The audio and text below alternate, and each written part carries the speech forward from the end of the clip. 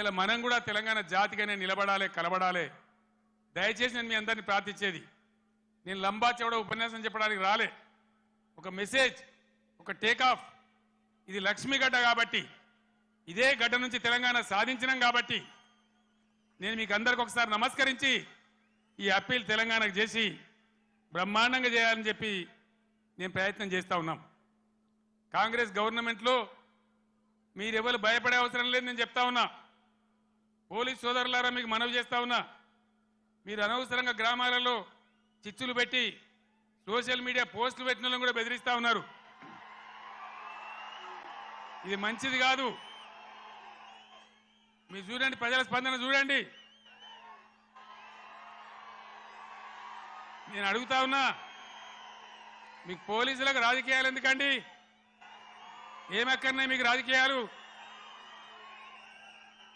ఇలా ఎవరికి అధికారం శాశ్వతం? మేము 10 ఏళ్ళు ఉన్నాం ప్రభుత్వంలో, మా మీద కూడా కొన్ని కుక్కలు మొరిగినా కానీ ఏమని పాపాన పడిపోతాడన్నాం. కానీ మేము ఈ దౌర్జన్యాలు చేయలే. మేము ఉన్ననాడు కనుక పోలీసులు ఇయ్యాల చేసే దౌర్జన్యాలు పోలీసుతో చేయిస్తే ఈ కాంగ్రెస్ వాడు ఒక్కడు మిగులునా అసలు ఈ రాష్ట్రంలో? మేము అటుపోలే, ఆ దారి పట్టలే. మేము ప్రజల సంక్షేమం కోసం పనిచేసినాం, 24 గంటల కరెంటు కోసం పనిచేసినాం, పేద ప్రజల ఆకలి తీర్చాలని పనిచేసినాం, ముసలి మురిగ వాళ్లకు 2000 రూపాయల పెన్షన్ ఇచ్చి ఆదుకున్నాం. ఎంత చెప్పినామో అంత అమలు చేసి చూపించినాం. ఒకటో అరణో తప్పితే అన్నిటికన్నీ అమలు చేసినాం. 1,70,000 మంది విద్యార్థులకు ఉద్యోగాలు కల్పించినాం. అన్నీ కూడా చేసినాం. సరే, జరిగింది ఏదో జరిగింది. భవిష్యత్తులో ఇప్పుడు జరగాల్సింది, నేను మీ అందరినీ కోరేది, ఈ కరీంనగర్లో నిలువెత్తున తెలంగాణ సోయి నింపుకున్నవాడు మన వినోద్ కుమార్. క్లీన్ క్యారెక్టర్ అన్న వ్యక్తి మన వినోద్ కుమార్. ఈయనకు బండి సంజయ్కి పోలిక లేదు, పొంతన లేదు, నక్కకు నాగలోకి అనుకున్న తేడా ఉంది. ఈ విషయాలు గమనించి ఎవరు ఉంటే బాగుంటుంది అనేది మీరు నిర్ణయించి దయచేసి వినోద్ కుమార్ గారిని గెలిపించాలి అని నేను కోరుతా ఉన్నా. ఎవరన్నా ఈరోజు కాంగ్రెస్ వాడు కానీ బీజేపీ వాడు కానీ గుండెల నిండా జై తెలంగాణ అంటాడా? ఎవరనాలి?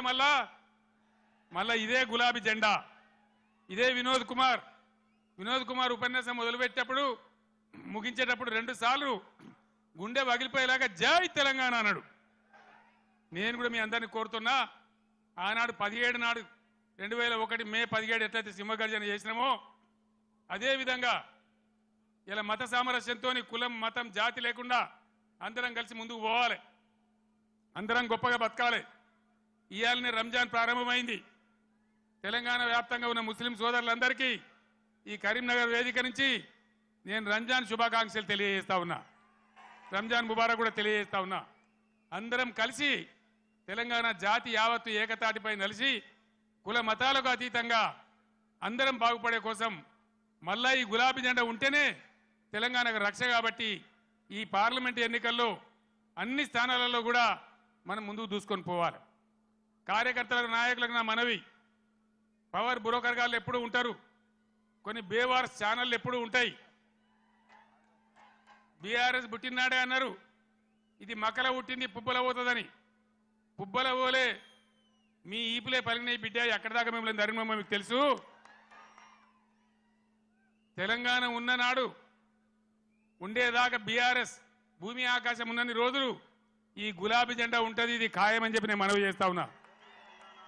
అక్కడనో ఇక్కడనో కూడా తలమాంచ కూడా ఒకడో ఇద్దరు పోతే కొన్ని బేవార్స్ ఛానళ్ళు ఇక బీఆర్ఎస్ కథమైపోయిందని మాట్లాడుతూ ఉన్నారు.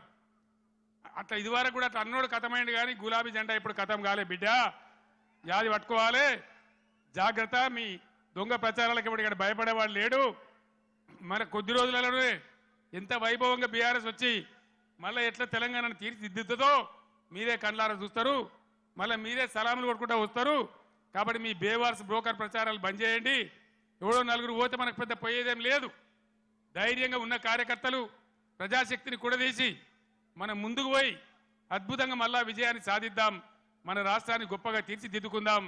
ఈ పార్లమెంట్ ఎన్నికల్లో కరీంనగర్ నుంచి వినోద్ కుమార్ గారిని గెలిపించాలని కోరుతున్న సెలవు తీసుకుంటామని. జై తెలంగాణ, జై తెలంగాణ.